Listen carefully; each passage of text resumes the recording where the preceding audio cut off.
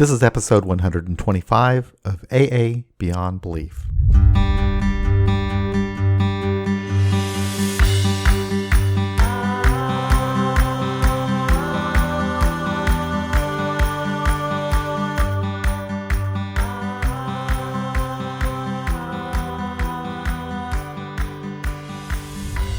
The third biennial Arizona Secular AA Conference will be held on Saturday, November 9th from 9:30 a.m. to 5:30 p.m. at the 24th Street Conference Center in Phoenix. In today's episode, I'll speak with Gary S. from the Phoenix area, who'll tell us about the upcoming conference. All right, I'm here with Gary S. from somewhere in Arizona. Where are you from, Gary, in Arizona? Sun City West. Sun City West. Phoenix. Okay. And you're here to give us some information about the upcoming Secular AA Conference in Arizona. Would you give us a little bit of information about it? First of all, where is it and when is it? Okay, well, it's at 9:30 in the morning, starting on November 9th at the 24th Street Conference Center in Phoenix, Arizona. Is this the third conference that you've had? Yes, it is. They're biennial, so we alternate with the internationals. Okay. Would you like to give us a little history behind the conferences? I guess that you've been to all of them? I have indeed, yes. I had just moved to Arizona from the San Diego area just prior to the 2015 conference, and so I was able to attend that one, and actually, it was one of our greeting conferences when we first arrived. My wife and I, virtually all of the secular meetings were on the east side. So when we live on the far west side, so the first thing we did was initiate a couple meetings here on the west side and then plugged into the community, which is growing.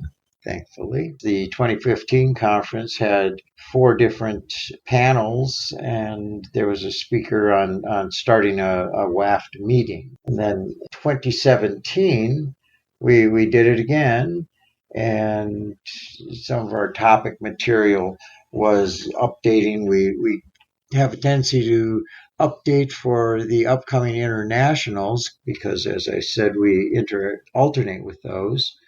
And then we talked about the secular steps and how people work the steps in a secular environment. How are people sponsored, and what is the role of connection in the recovery community? Our guest speaker at that one was Joe C. from Toronto. So now we're getting ready for this year's. So we've kind of picked up a format that we're using, and that's kind of what we're doing. We typically have someone from the international or the upcoming international, and an author from the secular community, along with panels, which in turn allow us to, they're kind of falling in place. It takes a little time to get a conference system set up, but I think we're finally dialing it in. Yeah, you guys have done a really good job. I imagine it does take a lot of work to put one of these together, and I'm glad to see that there are more of these regional conferences happening. I mean, the ones that I know of now are Widening the Gateway Conference that takes place in Washington State, the Arizona Regional Conference, and now the Ontario Conference. So we've got 3 that I know of that are regional conferences, and it would be nice to see others come on. I like the regional conferences because they're more intimate, and usually the locations are such that it's easier to interact with people, and it's not like you're in like one place all the time. You're having a unique venue this time. It looks really nice. I was looking at it online. You're using a conference center in Phoenix. Is that right? Correct. And in the past, we've been using public libraries, which are nice, except there's a lot of peripheral noise and activity going on. So this season, I had the opportunity. We started a little earlier, so I was able to actually go out and find this conference center. And I'm chairing the committee this year, and I have some experience in doing things like that from the general service structure of AA. And so that's allowed me, to kind of insert some of the fortunate things about that formatting, that kind of formatting we've been able to bring online into this. So it seems to be working quite well. This conference center is relatively small. It's not a big auditorium or anything like that. I believe the room maxes out at about 140, but it's got kitchen facilities and things that not everything has had in the past. So that's helping us a little bit. We just did something in Kansas City not too long ago. We had Joe C come down for an anniversary celebration, and we used a facility that holds about 100 people maybe, and that worked out really well for us because we had less than 100 people, so there was plenty of room for everybody. So you don't really need a huge place depending upon the size of the crowd. What kind of crowd are you expecting? Well, this year we've been getting just shy of 100 in the past, and so this year we've been shooting for 120 or so, and that's always contingent on registrations and who hears about us. I think getting the word out is one of the great challenges. Is having come from the San Diego area, I was able to plug into some of that community. So I hope to see some of those folks, and our community here in Phoenix is growing. But like most things in the AA community, it's everything in AA has a glacial pace.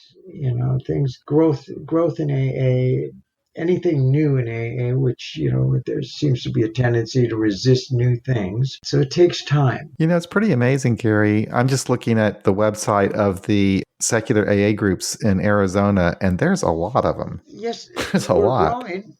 We, like I say, as soon as we hit town, we started the two on the west side, the free thinker meetings, but they're very small.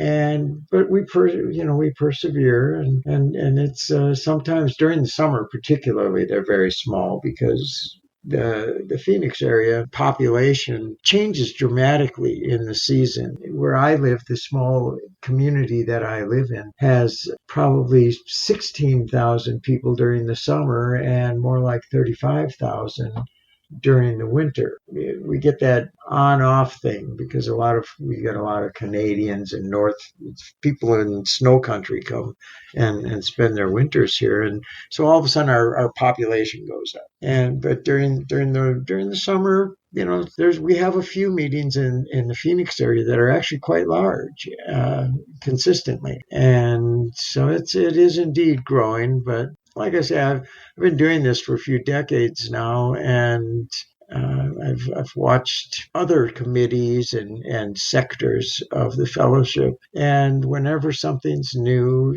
if you're established after 10 or 15 years, you make a good time at that point. So it's a real patience game, but I do believe that the secular community is growing. We are a microcosm of the macrocosm in terms of population. So if you look at the U.S. population, what happens in the fellowship is a reflection of that. That's right. We are a reflection of the greater society, aren't we?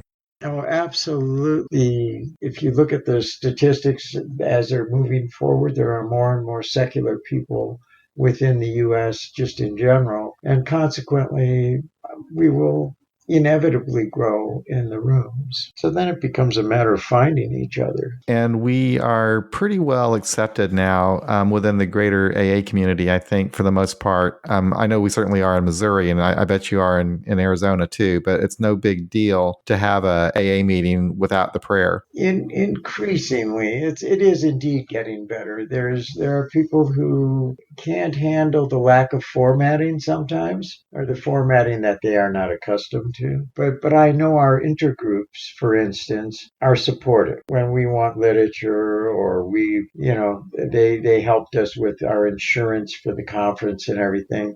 One of our intergroups, and so more and more we are accepted. And when we had our event in Kansas City, and it just happened like a few weeks ago, There were some people from just regular traditional AA groups too that showed up. So it'd be kind of nice if you could draw some people from other groups too within the Phoenix area that aren't necessarily secular. I noticed actually one of our topics this year is dogma and ritual in secular AA, and another is tolerance within secular AA, because we have there all AA just in general has a tendency towards zealotry sometimes. I was kind of around when secular AA just started in AA, and too often we had people who were willing to bash the traditional community, and so that frightened people away, and I think there's less and less of that. It's because I think a lot of people who were secular came in with perhaps a bad attitude about the non-secular community, so when they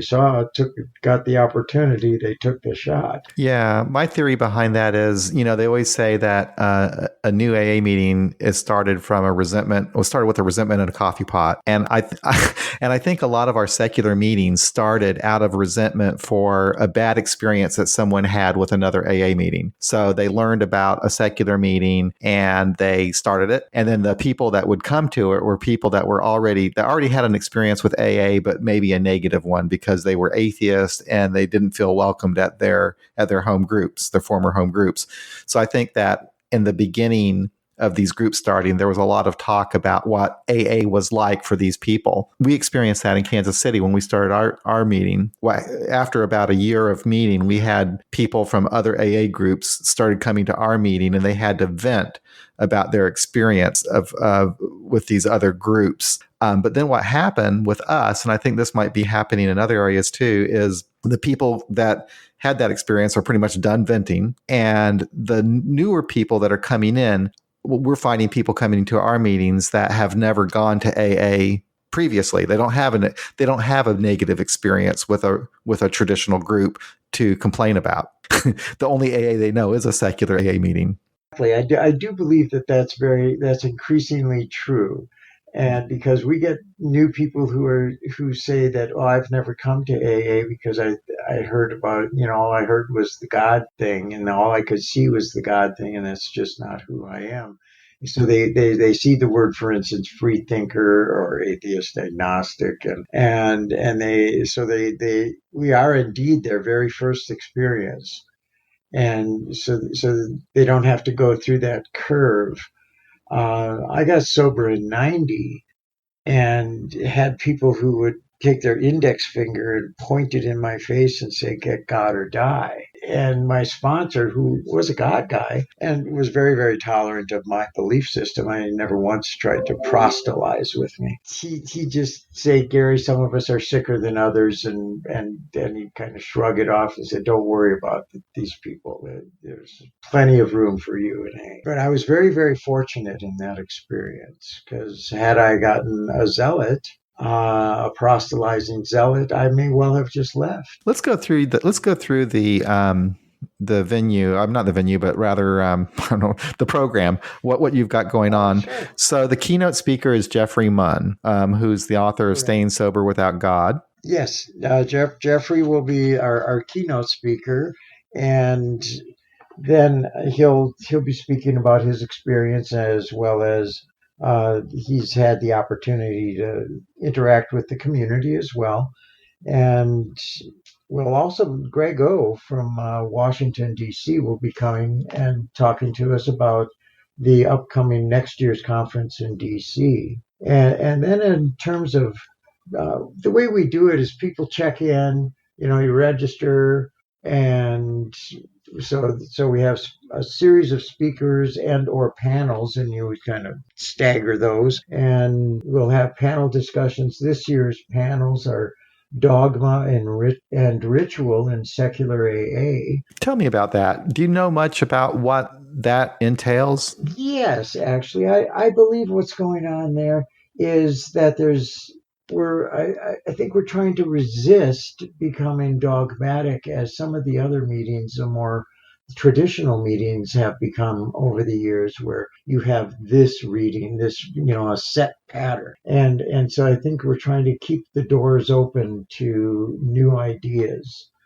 because of the resistance to dogma, and sometimes it's like I'm grateful that I believe that nearly every meeting in the Phoenix area has a different formatting on some level. Some will end with meeting adjourned, which is what we do on the west side with the free thinker meetings. We just, well, thanks for coming. Meeting adjourned. See you next week. Now turn your phone back on. Uh, and there are others that choose to end with the responsibility statement and the circling up process that so many of us came into the fellowship and saw initially. And not everybody's comfortable with that. Not everybody wants to hold hands. It's about being open to that. My wife, if we go to traditional meetings just because we can't always find a secular one, and she will not join a circle at the end of those meetings. I will join it and I will remain silent. And that has just always been my way to show people that, you don't really have to do this. If you don't want, they won't kick you out. It is interesting how we can become easily dogmatic and ritualistic. It could happen to any group. It doesn't have to be AA. It could be any organization that could become that way. I sometimes think it would be great if we had, more secular literature that's like conference approved. But one problem with having a book that's approved is that people become dogmatic about that book. And so maybe it's a certain respect, we're lucky that we can just pick and choose whatever book we might want to use. We don't have to wait for the conference to give us a book. And that might reduce some of the dogma, because I think a lot of the dogma that comes from AA in general is usually from from a love of our history, maybe too much of a love for the history, and the big book becoming kind of strict about how we look at the big book. I think that's where a lot of the dogma comes from. I very much agree. The apotheosis of Bill Wilson, the putting him on the pedestal, and the first 164 pages of the big book, and well, that stuff's all nearly 80 years old, and hopefully we've grown. If you really follow his life, he became increasingly open to change over time because I believe he saw that dogmatic devotion and wanted to resist that. And so, but I do believe you're right about, well, if you have this book, everybody's going to follow the book and whatever the book may be. And you can really get caught up in that. So I believe we're trying to address that in that panel. And then we're having a panel on secular awareness, raising secular awareness in AA through service work. It's kind of like we're encouraging people to get involved, more and more involved in service, so that people know that we're there. I'll go back to my first sponsor, who actually was an area delegate, and he says, "Well, Gary, in AA, you're going to find that 97% of the people take the credit, and the other 3% do the work. Get in the second group. There's less competition." And that has been my experience. I spent 25 years in general service, and getting people to sign up and do that aspect of recovery, they don't realize how much growth that offers. And so they are resistant to it because, well, I think a lot of us were just resistant to commitment. I think it's great for people to at least learn about it and go to an area assembly and get to meet these people who have dedicated their time to serving AA. For 25 years, I did not do that. And I never went to an area assembly and got involved with with a service structure until we started our group in Kansas City 5 years ago now. And so I've been attending area assembly since that time. And it's really transformed my experience in AA to a certain extent, because it's really, when I go to the area assembly or if even in my district, if I go to meetings there, that's really my only connection to the greater AA outside of my group. And when I'm like at an area assembly, for example, we don't really talk about the spiritual, religious beliefs or anything. We're just talking about the work that we need to get done there. And I've met people who have gone to New York, the delegates, and we have a lot of the delegates who still come back to our area assembly to help us out. And those people are really amazing, the amount of work that they put into serving AA. And there's a lot of people that aren't even delegates that do the same thing. Now, I'm one of those people that I go to the area assembly all the time. I even chair a committee, but I can't say I do a whole lot of work. But I do like to be there. For me, it's like I said, it's my connection to AA outside of my own secular group. And I do learn something. I gain something from it, but I don't do a lot of the real work that needs to be done, I'm afraid to say. And I get that, but the fact is that you participate on a level that your time allows. I mean, many people spend 2 years in typical commitment in general service is 2 years. I spent 25 because I fell in love with it, and they wouldn't let me. I wouldn't let them kick me out. I kept finding new jobs, and I served at area level for almost a decade. But what we find out is there's this whole nuts and bolts. We have that tradition that says AA need never be organized. But anything that is international, quite frankly, needs to be organized. Yeah, and we're pretty organized, really. Absolutely, absolutely. And there are nuts and bolts going, all the gears are turning in the background that we don't necessarily see at group level. And that's where that service structure comes.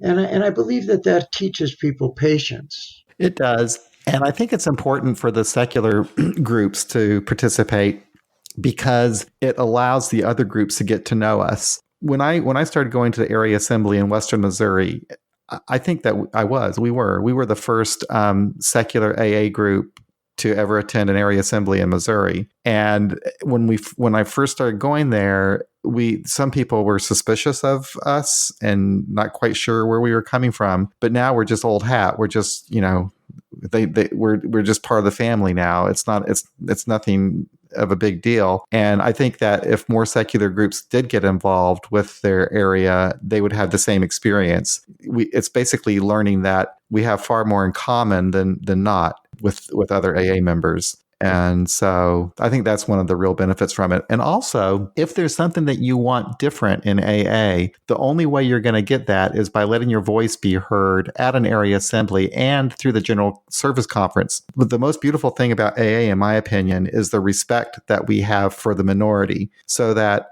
you can go and you can ask for something, you can state your case, and you can ask for a vote and whatever. And if you're the minority, you get a chance to go back and be heard again and maybe change some minds. And I've seen that happen. So there's a lot of respect in AA for the minority, more so than I think anybody ever could have imagined if you've never experienced that. And being part of a minority, that's great because your voice, you're going to be heard twice, twice maybe. One of our secular groups recently, at the local assembly, put in a motion to have a specific setting of a way to identify in meeting schedules that we are indeed secular. Everybody politely listened and said, we don't think so. But if that returns, AA is not always ready to do the change that is proposed, but after AA hears it a number of times, they go, well, you know what? We've talked about this enough times. Maybe it is time. I was involved as an area person during the era that we were getting ready to do the fourth edition of the Big Book, and we talked about it for, I don't know, 7 or 8 years before we actually made the decision to do it. And that, again, that's that glacial pace of change. And AA does that as a way of self-defense. It makes sure that we don't do rash things. And because if we do rash things, people die. And, because we're not a social club, we're a lifesaver club. So it's a very interesting mechanism that if you don't have patience, it will teach you patience, whether you want it or not. Who's going to be in that panel? Do you know how that's going to work? the way we have panels is the person who suggests that particular panel typically ends up on it, and then two other people from the community are sought out, usually, and this is consistent with all the panel choices. People who are going to have some experience and also perhaps have a diverse experience, such as age within the fellowship, years of doing service, for instance, service in this one, branches of service that they participate in. What's your experience in general service? What's your experience in intergroup? So that we get as much of a broad based knowledge as we can from the panel and are able to, because we open them up after the panel speakers, we open it up for discussion, and this gives other people in the room the opportunity to participate as well. Well, that's going to be a good one. The next one on the list here is how to survive a conventional AA meeting. I happen to be the one of the people on that panel, and it's because there are so many conventional meetings versus the meetings that are secular in nature. You can't always find a secular meeting. There's not necessarily one every night within reach if you're going to meetings every day. And so that means you're going to a traditional meeting. And you're going to encounter people who are God centric. And sometimes that can wear on us. And so I guess the thing is how do you deal with that person who comes and puts their finger in your face and says, get God or die? Or how do you deal with the meeting that's, just goes on and on a topic that you can't identify with? And so how do you get along with that and still not feel that you should reject AA, but maybe simply go to a different meeting? No, that is important because in a lot of areas, there aren't a lot of secular, maybe there aren't any secular AA meetings, so, and AA is pretty much everywhere, and if you're, and there is benefit from having a support system when you're stopping to drink. So, you're going to have people that are atheists, agnostic, free thinkers, whatever, attending these meetings where people want to conclude with the Lord's Prayer, or they want to talk about God, and it would be helpful to for someone to have a plan or some way of coping with that, because it can be difficult. It can be very difficult if you feel like you're not accepted, and because that's so important, I think, for us in our recovery, is to know that we're accepted in the community that we're trying to be part of. So yes, AA needs to be a safe place, and unfortunately, it is what it is. But the zealots have a tendency to be loud, and that's true on both sides too. It's like the zealots are the minority, but they're the loudest. For both the atheists and agnostics, the zealots are loudest, and for the more religious people, it's the zealots are the loudest. Absolutely, and if you're fortunate, you'll find, for instance, my first sponsor who said, "Don't worry, some of us are sicker than others." And just say, hey, not all of us are trying to sell you this aspect of their belief system. We just want you to get sober, and we want you to feel safe here, and don't let them scare you away. But in nearly, I guess it was actually the first 20 years of my sobriety, and some of which we were arguing for more secular recognition. But I lost people who came to me for sponsorship and simply said, I just can't deal with this God thing. And they were gone. And one of the things I used to try to emphasize during the discussion of we need a secular base, was the fact that when people leave because they can't tolerate AA's that particular aspect, it's almost, it's like a death sentence, because if we send you away, you go out and you drink and you die. And so very, very important. And so it's kind of like you gotta be able to have a little bit of armor, as it will. When I first got involved in general service, the new delegate came to me and said, "Well, Gary, in general, welcome to general service." And I was very new in AA. And she said, in general service, you will get the heart of a butterfly and the skin of a rhinoceros. And over my years in general service, I developed the skin of I became the essence of rhinocerosity. But I'm not sure about the butterfly. But but I'll tell you, my skin, my armor's pretty thick, and so I can tolerate an awful lot of stuff. But because we're very sensitive people, and so it's important that we give people the ability to stay in that traditional meeting and stay safe and feel okay and not necessarily go back to a particular meeting because that there's if you go around the corner there's another one. That'll be a good one to record. And I hope that all of these are recorded, but that one in particular would be good because it would help the person who is in an area where there aren't secular meetings and the only meetings they can attend are traditional ones. So that panel would be helpful for those people, I think. And we are setting up to record and have it online. So, and because I do believe that was a challenge, like I say, having lost sponsees to the other dogma. And it is one thing that is helping combat that. I think is having these podcasts, these websites, the Facebook groups, the online presence that we have, so that people that are in areas where they don't have a secular meeting, they know that we're out there. And so they're emboldened, I think, when they go to a traditional meeting because that's the only meeting they have in their town. And if they have to sit through a reading of how it works, they can more likely tolerate it because they know they're not alone. They know that there's a greater community out there of secular people in Alcoholics Anonymous. So I could not agree more. Because if you stick it out and you stay, what happens is you develop filters, and so that when you're in that meeting, I'm a good orderly direction person is what that stands for me. So if I just I've learned over the years to simply when I started hearing the God word and people were talking about, well, God does this and God does that, I just say, well, good orderly direction does this and good orderly direction does that, and it has a tendency to work very well. And that's just my tool.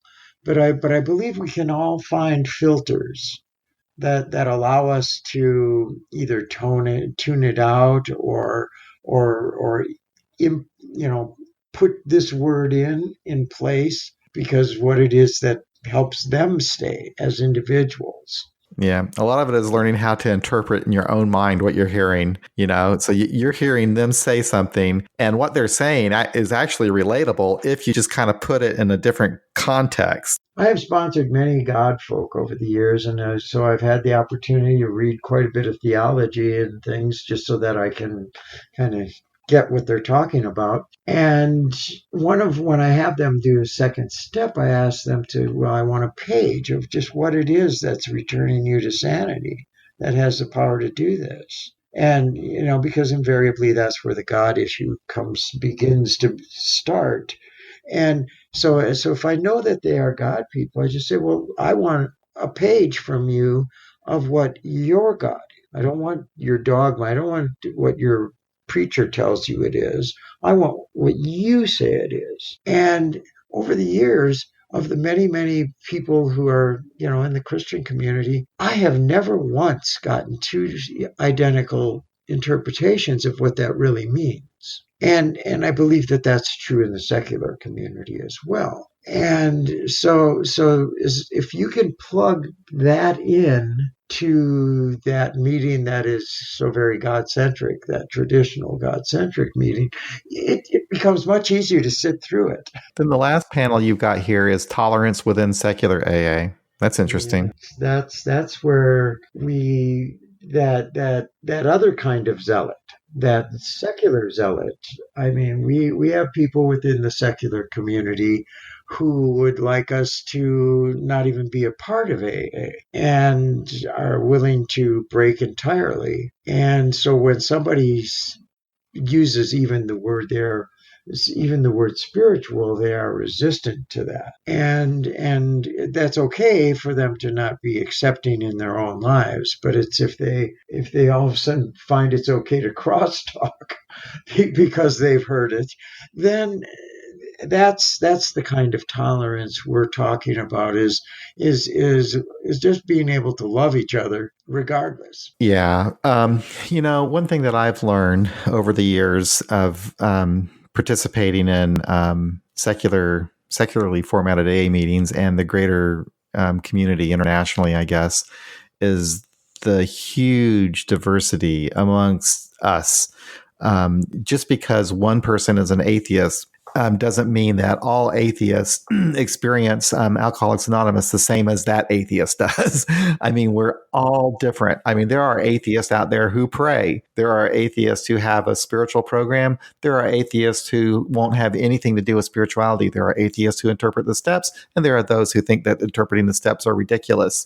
There's just a huge variety amongst us, whether you're atheist, agnostic, free thinker, whatever you are. There's a huge spectrum of how we experience our recovery. And that's true for us in our secular community. And that's true with AA as a whole. And I think the problem is just because one person might feel a certain way, they have a certain experience and they want to communicate that experience in their way. I think that we have to allow other people to communicate that experience in their way. There's no right or wrong way to be a secular person in Alcoholics Anonymous. There's many ways of experiencing that and expressing that. When you say the words right and wrong, that right there is the problem of when we start identifying things as right and wrong versus useful or not useful for me as an individual. And when we start labeling them as good and bad, that is where the problem begins. And that's where intolerance has a tendency to rise. And most of us have encountered that, particularly in the secular community, and we'll run into it in a traditional meeting. And we have to be careful not to become that. Don't become the thing that offends you. So learning how to allow people to have their own fingerprint. What helps me with tolerance is I know that I've been in AA for 31 years now. And my understanding of my experience in recovery and the way that I express that has changed and evolved over the years. What I believe and say and do now is different than what I was saying and doing and believing 7 years ago. So it's like if I listen to somebody and they're coming from a point of view that I think is that I just can't relate to or whatever, or I might not even agree with it, whatever it is, who cares? That's just where that person is today. And I was taught that, take what you want, leave the rest, but don't throw it out because 5 years from now you might be looking for it. And it does work that way. If we don't grow in AA, things that aren't moving are usually dead. And so if my consciousness is not moving forward, then where am I? I will become lost to my own dogma. And that's the great danger of intolerance, I think, is it stifles growth in another person. Absolutely. We can get caught and we become lockstep. And then we become the very thing that we are resistant to today. So it is really important. I think those are some great panels that you've got there. You're also having lunch, I believe. Along with your registration comes all of these panels and these speakers, and there's always literature available, and it's literature. Some of it's AA literature, and Jeffrey's book will be available. Then there's the traditional. Yeah, I love the word. Coffee and donuts first thing in the morning, and then as the day goes on, there will be beverages, cold beverages, along with the coffee. That still seems to be a mainstay, and then there will be a lunch as well. So we added some hours this time because this facility was able to allow us to make it a little longer because we actually found in past ones that we had to cut off the discussion after the panels just in order to stay on schedule. And so this panel, this particular event is from 9:30 till 5:30, and that will allow us to have enough time after each panel for people to be heard and to ask questions or to bring their own insights, because there will be, they'll be at the mic. There will be the ability to come on up to the mic and have your say. So that will allow us to have a greater exchange of ideas, because that's what these are all about. Is here's some ideas. Just because you're a panelist doesn't make you right. It just means that you're just bringing your experience to So the third biennial Arizona Secular AA Conference will be Saturday, November the 9th, from 9:30 a.m. to 5:30 p.m. at the 24th Street Conference Center, 1841 North 24th Street, number 10, Phoenix, Arizona. And you can still register at the website azseculara.org. Registration is $25 online, and you can do that up until November the 4th? Yes, and at which point then, after the 4th, because we have to be able to plan how much food and things like that. After the 4th, you'll still be able to come, and at the door, for instance, but then the price goes up an extra $5, and that's the need for, we need to know ahead of time, because we order food. Well, when you come from the door, we have to have that cushion of food so everybody gets the opportunity to eat. For those who, and there is a PO box that people can send checks, and that's PO Box 1643 in Surprise, Arizona, 85378 is the zip on that.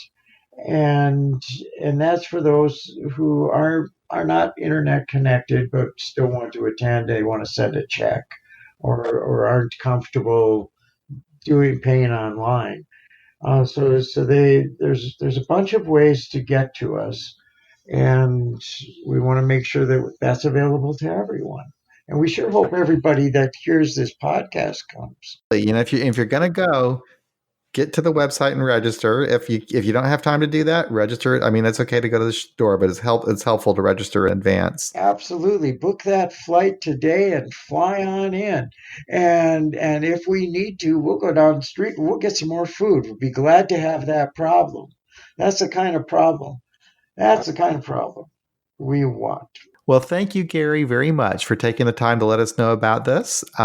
Is there anything else that we didn't cover that you think we should mention before we finish? Well, what I can say is that another 2 years down the road, there will be another of these. So if this is too short a notice for you, make sure to stay connected to our the AA Secular Arizona Secular AA.org, so that you can see the next one that's going to come up in 2 years' time, and have a little greater planning period. Because we're already, at the end of this conference, we will already be putting the next chair in place, and the core of the committee will be put in place, so that we can start the longer term aspects of planning a conference, and that'll still be going on in the background, because this stuff you don't start this a week ahead of time. Well, thanks again, Gary. I appreciate this. You're taking the time to speak with us and let us know about this conference. Thank you. Thank you, John, very much for having the podcast available to us. I'm the substitute person today, because the person you were scheduled for took a spill on a bicycle and hurt herself. And we're all hoping that she's feeling a little better today, but she certainly wasn't up to podcast today. But I'm sure she'll be okay. And at the conference, she's one of our very trusted servants, and we look forward to her recovery. Well, maybe we'll have her on after the conference, and she can give us a post-conference update. Yeah. There you go. That's a great idea. That's a great idea. And for those who we don't see at this conference, we sure look forward to seeing you in Washington. Thank you very much once again for this opportunity. And that's another episode of AA Beyond Belief. Thank you so much for listening. Hey, if you would like to help out our site and podcast, there's a couple of things you can do. First of all, go over to iTunes and leave us a review, hopefully a favorable one. You can also help out financially with either a recurring or one-time contribution. You can do this by setting up small recurring donations at our Patreon page, which you can find at patreon.com/aabeyondbelief, or through PayPal at paypal.me/aabeyondbelief. And you can always visit our site, aabeyondbelief.org, and click on the donate button. Thanks again for listening. We'll be back again real soon with another episode of AA Beyond Belief, the podcast.